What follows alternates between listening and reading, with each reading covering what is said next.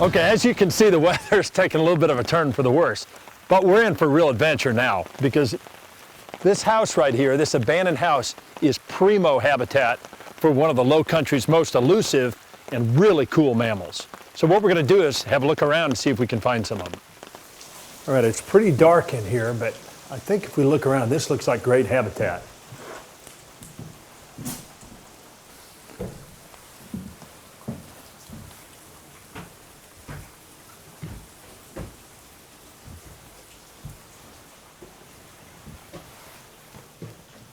Oh, here we go. This is exactly what we're looking for. This is a really unusual bat. It's called a big-eared bat, a Raffinesque big-eared bat. And this is a species of special concern. It's protected, but it's characterized by very, very long ears. I mean, the ears are about that long. And this is a species that used to roost quite a bit in sort of upright trees, and it still does where they're available, hollow trees, cypress and things that in the swamp. Unfortunately, a lot of that habitat is gone, so they rely on houses like this, old houses that are close to the swamp so that they can roost.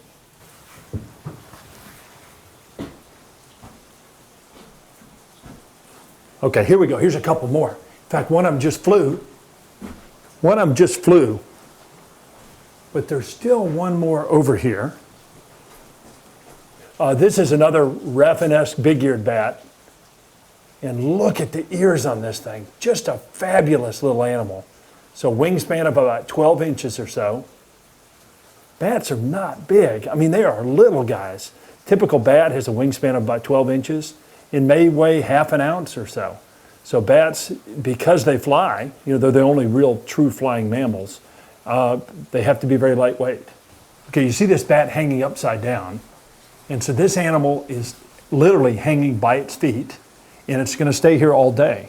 Now, about dusk, it's going to head out into the woods, into the forest, and it's going to literally catch thousands of insects. Things like mosquitoes, no-see-ums, all sorts of biting flies and things on the wing. I mean, it's going to fly and capture them and eat them, and it's going to perform a very, very important and significant benefit to us. It's going to keep us from having to spray a lot of pesticides and things like that. Oh my gosh, look at this. This is guano, bat poop, basically. And so you can see all these stained areas where bats have been roosting right here.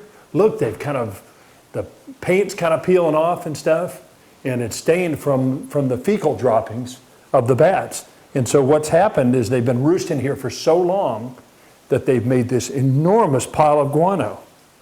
Now, guano is amazing stuff. It's very high in nutrient quality. In certain areas, it's used as fertilizer for gardens and all sorts of things because it's so rich.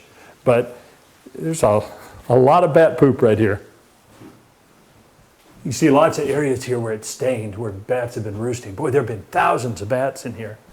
Okay, here's a bat, and I'm going to see if I can get a grip on him. You've got to be a little bit careful, and I have gloves on to protect my hands. And I'm going to see if I can just, I've got gloves on. He's trying to bite through the gloves, but he can't.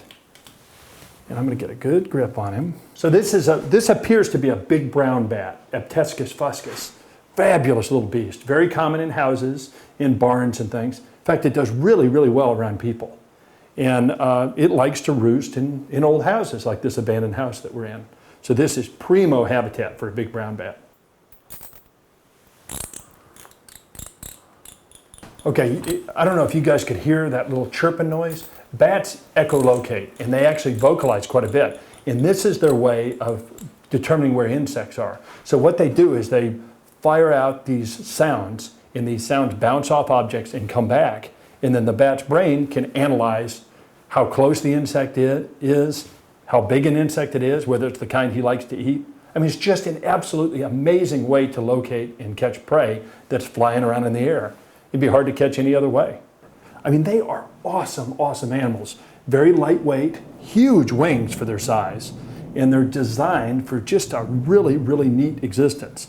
And let's get a close look. One of the things that you'll notice is the wing is basically just a modified hand. In fact, chiropterans are this group, and they literally mean hand wing. And that's because if we look at it really close, you'll notice that the thumb sticks out at the top of the wing, and then each one of these long bones is a finger bone. And so imagine your hand spread out, and then with webbing in between. Of course, modified and lengthened a tremendous amount. So this animal, the whole arm is designed into a flying apparatus or a wing, and that's where they get the name hand wing. This is very delicate material too, so I'm being real careful not to hurt it. Notice I'm wearing gloves. Bats bite, and bats can carry rabies. So I'm being very, very careful, but I've got a stout pair of gloves on, and I'm handling him in a way that he can't bite me. I do not recommend ever picking up a bat because, as I said, bats can bite, and they can certainly break the skin on a bare finger or bare hand.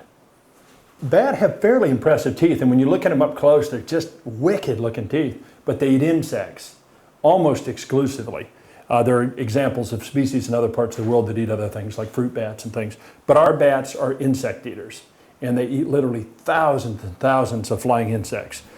Okay, we're gonna put this little guy back, and I think he'll crawl right up in here.